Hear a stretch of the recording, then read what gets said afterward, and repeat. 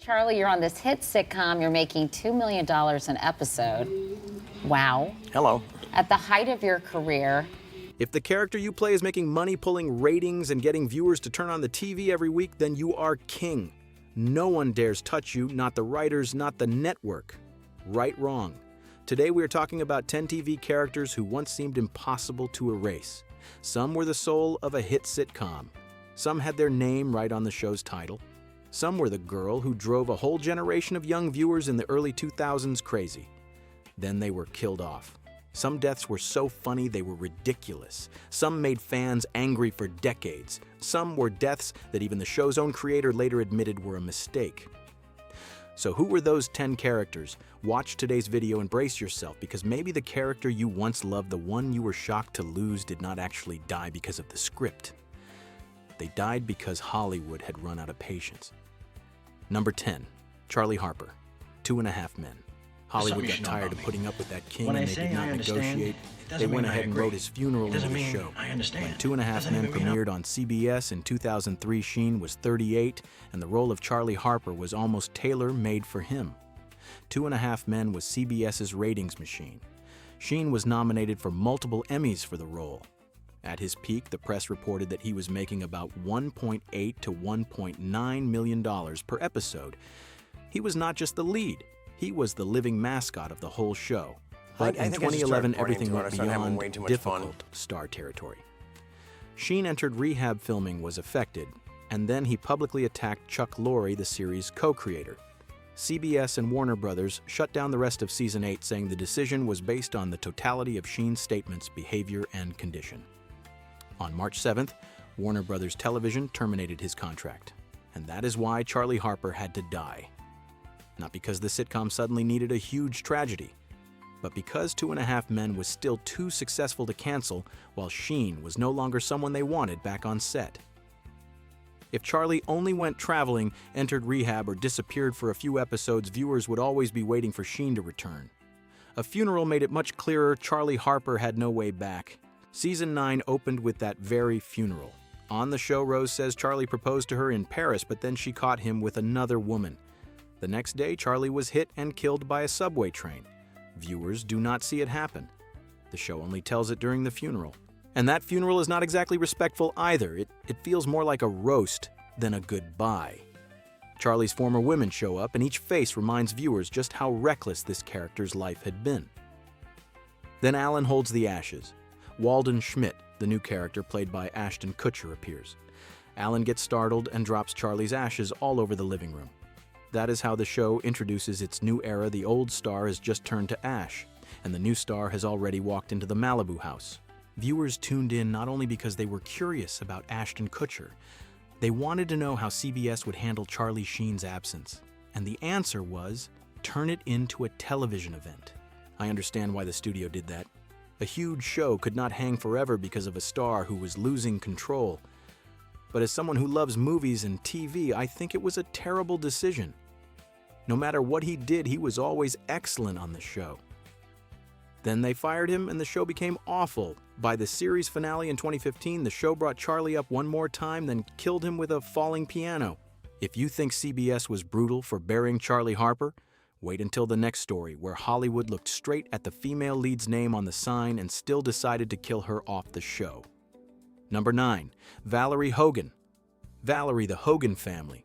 Valerie Harper was not killed off some random show. She was killed off a sitcom that carried her own name. It sounds like a cruel joke from 80s television, but it really happened. When Valerie premiered on NBC in 1986, Valerie Harper was 47, and she was not some new face hoping to get lucky. For American viewers who grew up with The Mary Tyler Moore Show and Rhoda Harper was already a real sitcom name. She had won 4 Emmys, including wins for playing Rhoda Morgenstern, one of the most loved female characters on American television in the 70s. So Valerie was not just using the character's name to look nice. This show was built around Valerie Harper. Put simply, Valerie Hogan was the heart of that house. But after 2 seasons, the backstage situation exploded because of a contract dispute between Valerie Harper and Lorimar. Lorimar said Harper and her husband made demands that were too high on money and creative control. Harper said the opposite, that she was still willing to work and was wrongfully fired. The two sides sued each other hard. Lorimar sued Harper for $70 million. Harper countersued Lorimar and NBC for $180 million. And that is why Valerie Hogan was killed. Not because the character had run out of story, not because this family sitcom suddenly needed a huge tragedy, but because the production company wanted to keep the show running while no longer wanting or no longer being able to continue with Valerie Harper. They could have sent Valerie on a business trip to visit relatives or out of the house for a while, but if they had done that, viewers would always be waiting for Harper to come back. A death was much clearer. Season 3 opened with the episode Moving On, set 6 months after Valerie's death. Viewers do not see the accident happen. The show only says Valerie Hogan died in a car accident. After that, Aunt Sandy, played by Sandy Duncan, moves into the house to take care of the boys. Then the show changed its name. From Valerie to Valerie's family, and finally to the Hogan family. That is the coldest part. A show that once carried Valerie's name kept going without Valerie. And it did not collapse right away. Press at the time even reported that the ratings were not hit as hard as many people expected. On screen, they killed Valerie Hogan. But in real life, Valerie Harper did not quietly disappear. A jury later awarded her $1.63 million and 12.5% of the show's adjusted profits. That is why this case is scarier than a normal recasting. It sends a very clear message to every TV star: your name can be on the sign, but the machine can still keep running after you are erased from it. Number 8. Edie Britt, Desperate Housewives. Edie Britt did not just die on Wisteria Lane. Hi, Her death I'm also Laura, ended lives up down the in street. court. Could I borrow a couple? When Desperate Housewives premiered on ABC in 2004, it was not some small series that slowly got noticed. From the very beginning, it was a phenomenon. The pilot drew more than 21 million viewers, and almost overnight Wisteria Lane became the most famous suburban street on American television. Nicolette Sheridan was 41 then, and she was not a new face. Viewers knew her from Knots Landing, so when she stepped into the role of Edie Britt, she brought exactly the kind of energy the show needed. Blonde, sharp, seductive, and always making the other neighborhood women look twice. Then in Season 5, Edie was killed. On the show, she discovers the dangerous truth about Dave Williams, her new husband. She tries to run and warn the others, swerves to avoid Orson, crashes into a utility pole, then steps out of the car and is electrocuted. A death that is very Desperate Housewives. Overly dramatic, a little crazy, but impossible to forget. But the reason Edie is on this list is not the utility pole. It is what Nicolette Sheridan said happened in real life. In 2010, Sheridan sued ABC and creator Mark Cherry. She accused Cherry of hitting her on set during a rehearsal in 2008 after she questioned a detail in the script. According to Sheridan's side, after she complained, Cherry arranged for Edie to be removed from the show. Cherry and ABC told a different story. Cherry said the decision to kill Edie had been approved by ABC in May 2008, meaning before the incident Sheridan referred to. He said the reasons included creative direction cost and complaints about Sheridan's behavior. He also said Edie was nearly out of story because the show had already used too many of her romances with men on Wisteria Lane. But this case was not as clean as a TV explanation. A former writer, Lori Kirkland Baker, said she only heard about killing Edie in December 2008. That made the timeline much messier. In the end, the lawsuit did not give viewers a neat answer. Part of the allegations were dismissed, and the wrongful termination claim ended in a mistrial because the jury could not agree. So did Edie die because the story had nowhere left to go, or because backstage patience with Nicolette Sheridan had run out? I cannot speak as if I was sitting inside ABC's meeting room. But I do know this: when a character is electrocuted on screen, and that death pulls the creator, the studio, and testimony into court, it is no longer a normal death scene. Number 7. Tasha Yar, Star Trek: The Next Generation. Denise Crosby was not fired from Star Trek. She chose to leave, and Gene Roddenberry answered by killing Tasha Yar in one of the harshest ways in franchise history. When Star Trek: The Next Generation premiered in 1987, it was a major gamble. American television already knew Kirk, Spock, and McCoy too well. Now, Star Trek had to return with a new ship, a new captain, a new crew, and the shadow of the original still hanging right overhead. Denise Crosby was 30 then. She played Lieutenant Tasha Yar, Chief of Security on the Enterprise D. On paper, that was a very good role. A young woman, short hair, tough, standing in a position of authority on the bridge. For late 80s, television that image was not small at all. But the problem was that the role sounded stronger than what Crosby actually got to do. According to her own account, she did not want to spend years standing on the bridge just to react, report, or say a few lines like, "Aye, Captain." She looked at the character's future and did not see much room to grow. Crosby later said Gene Roddenberry still wanted the show's structure to revolve mostly around the captain, the first officer, and Data. To put it plainly, she understood that if she stayed, Tasha Yar might not become the major character she had hoped for. So she asked to leave her contract. Roddenberry agreed. Tasha was killed in the episode Skin of Evil, which aired in 1988. The Enterprise goes to rescue Deanna Troi after a shuttle accident.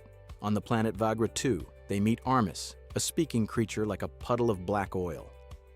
Tasha steps forward. Armis strikes her with an energy blast, and she dies almost instantly. No big battle. No heroic sacrifice. No memorable final words.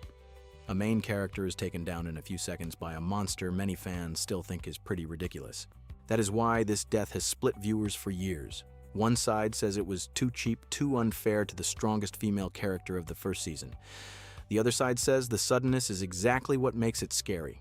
People doing security work do not always get beautiful deaths. They die fast, unexpectedly, and the whole ship has to keep going. After that, the show had a hologram memorial scene, and Crosby also came back several times in episodes like Yesterday's Enterprise, All Good Thing, and then as Sella. But that did not erase the feeling that Tasha left too early. And if Tasha Yar died because an actor chose to leave the Enterprise bridge, the next case is much rougher, an action show, where the character was shot dead while the real trouble started right on set. Number 6, Martin Riggs' Lethal Weapon. On Lethal Weapon, Martin Riggs is the person who makes every case spin out of control. In real life, the show's backstage situation was what went out of control first. The television version of Lethal Weapon premiered on Fox in 2016, based on the famous movie series with Mel Gibson and Danny Glover.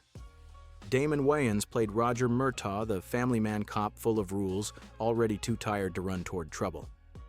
Clayne Crawford played Martin Riggs, the reckless, wounded partner who almost no longer feared consequences.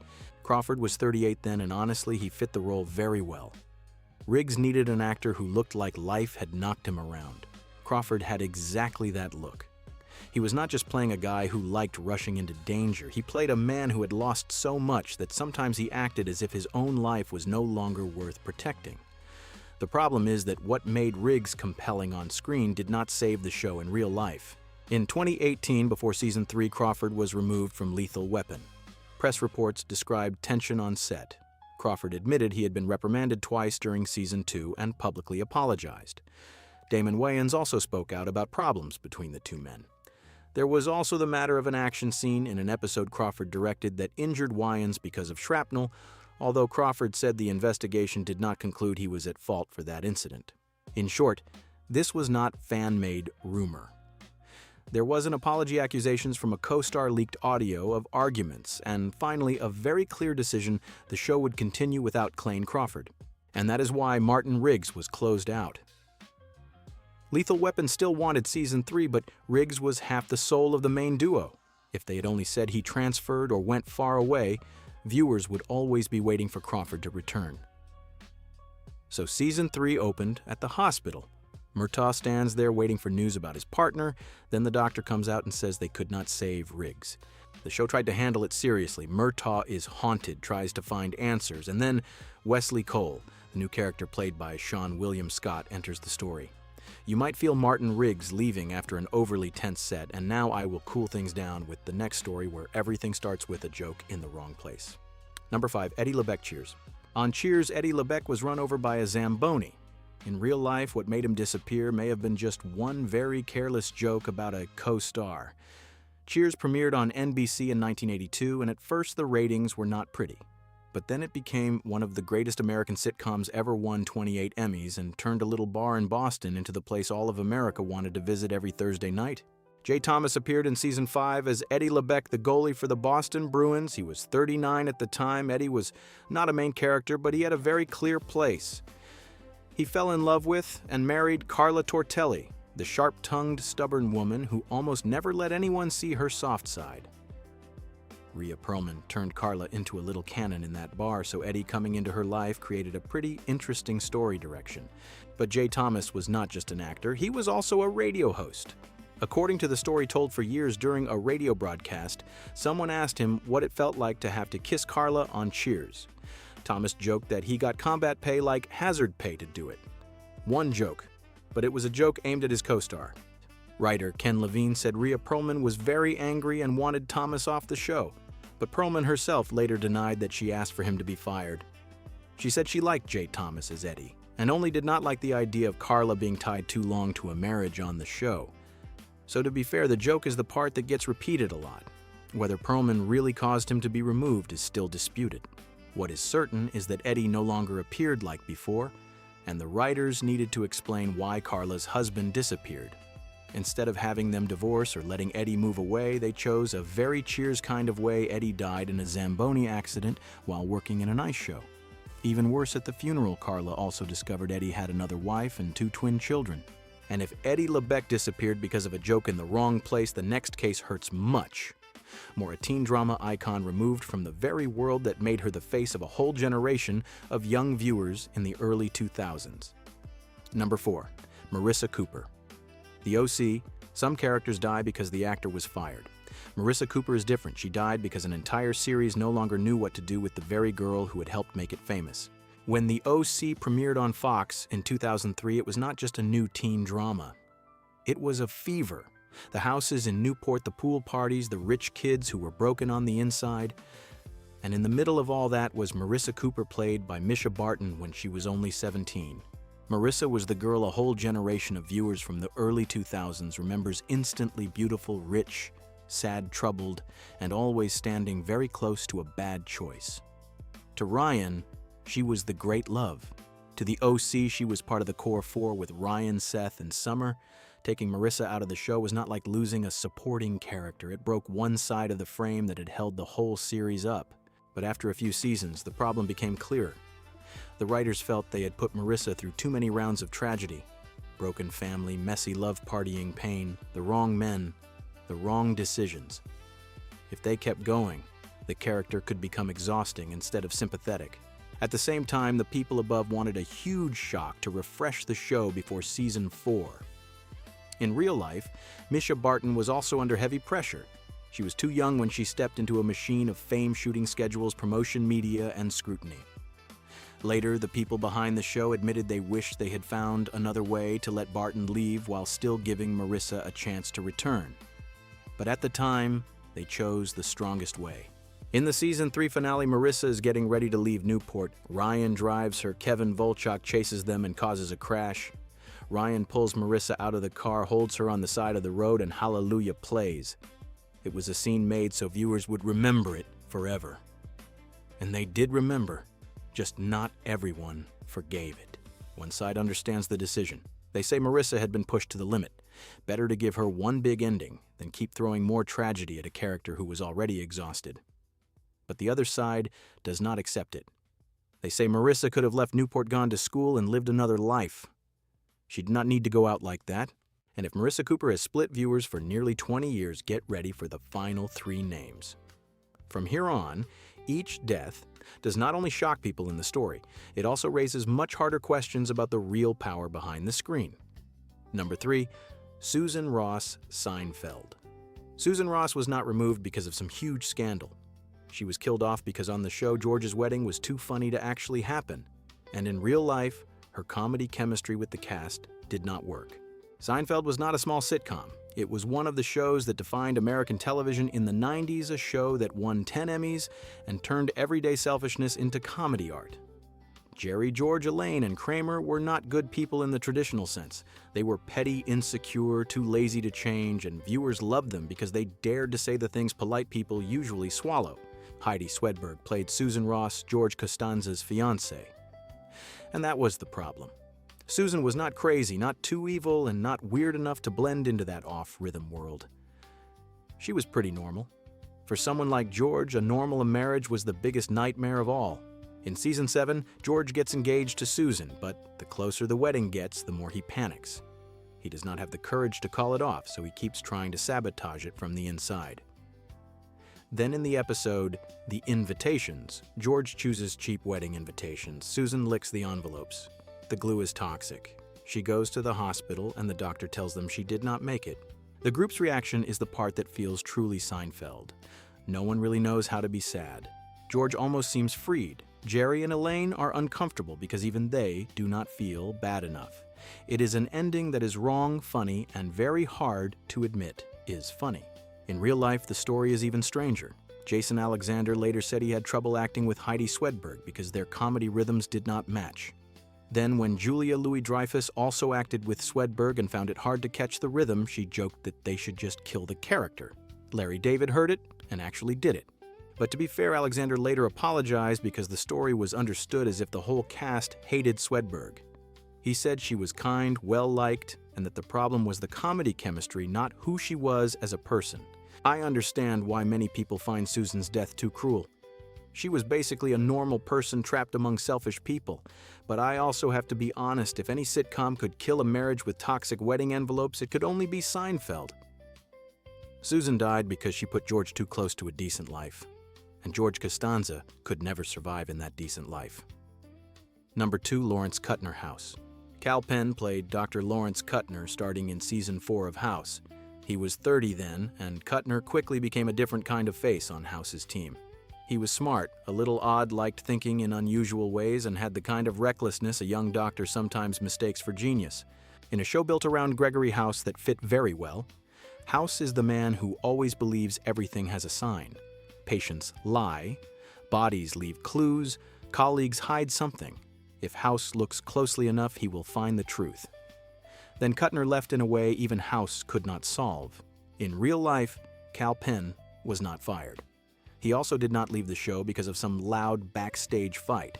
In 2009, he decided to pause acting to take a job in the Obama administration at the White House Office of Public Liaison. Put simply, he went from a fake hospital on Fox to a real office in the White House. And that is why House had to write Kuttner out of the series. They could have had him transfer hospitals, take a fellowship, or go work somewhere else. But the show did not choose that gentle exit. In the episode Simple Explanation, Foreman and 13 discover that Kuttner has died by suicide. What shocked viewers was the lack of a clear warning. Kuttner did not get a big goodbye scene, no long explanation, no speech to make the audience feel settled. He just suddenly disappears and the whole team has to live with the question why. For some people that was too harsh a writing choice. They felt the show used a tragedy that was too heavy just to solve Kal Penn leaving. I understand that reaction, but I also understand why House chose this route. Kuttner's death hits the most arrogant part of House perfectly. The man who can always read illness lies and the smallest signs could not read the pain of someone working right next to him. To me, this is not an easy death to watch. But it is very House cold, sudden, and unwilling to give viewers a neat answer. Kuttner left because Kal Penn entered the White House, but on screen that departure left behind a mystery House could not beat. And if a young doctor disappearing because the actor entered the White House was strange enough, the final name is much bigger, a TV mother so famous that the show carried her own name and the network still found a way to keep going after erasing her from that house. Number 1, Roseanne Conner, Roseanne the Conners. ABC did not just remove Roseanne Barr from television. They kept the house, kept the family, kept the whole Conner name, and then killed the mother, who had once stood in the center of it all.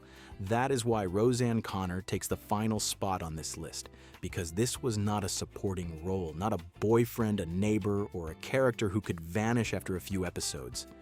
Roseanne Conner was the center of one of the most famous American family sitcoms.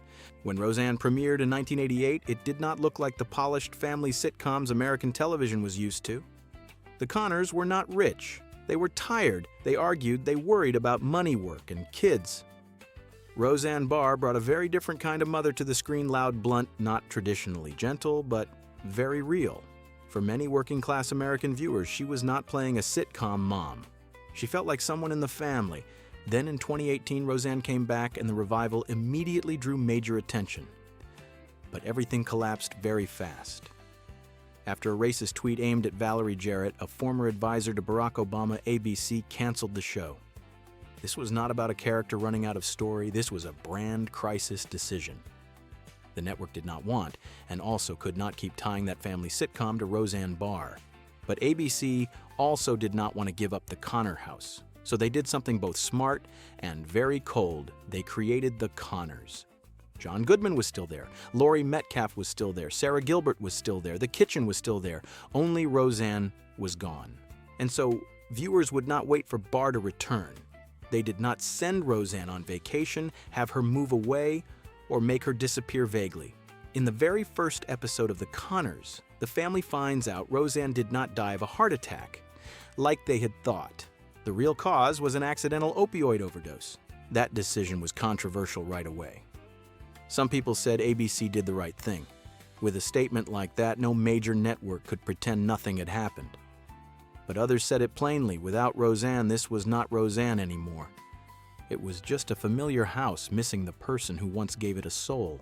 I understand why ABC did it, but I also understand why many viewers felt uncomfortable. Killing Roseanne Conner with an opioid overdose was not just a way to write an actor off a show. It used a real American crisis to close the door on a star who was creating a real-life crisis. So did they save the Conner family, or did they keep the corpse of a sitcom that once lived because of Roseanne Barr herself? To me, the answer is in the emptiness afterward. The kitchen is still there, the couch is still there, the jokes are still there. But the mother, who once made that house loud, irritating, funny, and real enough to hurt, was erased from the center. And that is the heaviest death on this list. You can be a supporting role who appears in a few episodes. You can be the love interest of a main character, you can be one half of an action duo, you can even be the face whose name is on the whole show. But if the backstage situation falls apart, if the contract burns up, if the network runs out of patience, or if the actor becomes too big a risk, the writer's room always has a pen sharp enough to close everything out. And I know for many of us, these deaths are not just backstage stories. They are memories. You are watching TV like any other night, then suddenly a familiar character disappears, and years later you find out that behind that scene were money, pressure, ego arguments, or even an entire legal battle. So out of these 10 names, which character do you regret losing the most? Charlie Harper, Marissa Cooper, Tasha Yar, or a name that seemed minor, but once they were gone, the show just did not feel the same anymore. I also know this list cannot cover every case. American television still has plenty of characters who were written out in ways colder, stranger, or more controversial than we remember. If you know another name that deserves to be here, leave it in the comments. I really want to read the backstage cases viewers are still debating today. And if you like this kind of story, subscribe to Weird Movie Secrets. I will be back with more series, Stranger Secrets, and more on-screen deaths, where the real reason was actually off camera.